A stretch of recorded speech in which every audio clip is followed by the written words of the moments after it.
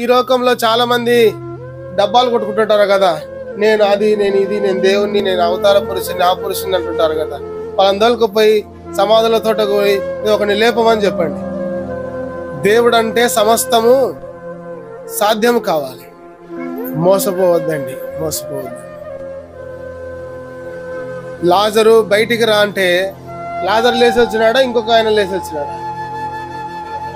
లాజరే లేచి వచ్చినాడు. సరే, ఎవరినొకరినైనా లేపరి, కనీసం చీమనన్నా బతికిస్తారా ఎవరైనా? వేల వేల మందిని మోసగించి భక్తులను చేసుకొని పూజలు పొందుతున్నారు మనుషులు.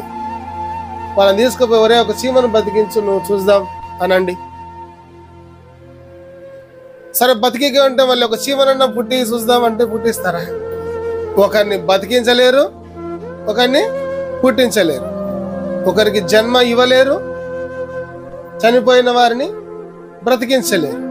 దేవుడు గొప్పవాడు, మన ప్రభువైన యేసుక్రీస్తు గొప్పవాడు. ఆయన మరణించి సమాధి చేసి తిరిగి లేచి సజీవుడై ఉన్నాడు. ఇదిగో మనల్ని ఎదుర్కోవడానికి త్వరగా వస్తున్నాడు. నేడో రేపో ఎప్పుడు వస్తాడో తెలియదు, మనల్ని పరలోకానికి చేరుస్తాడు.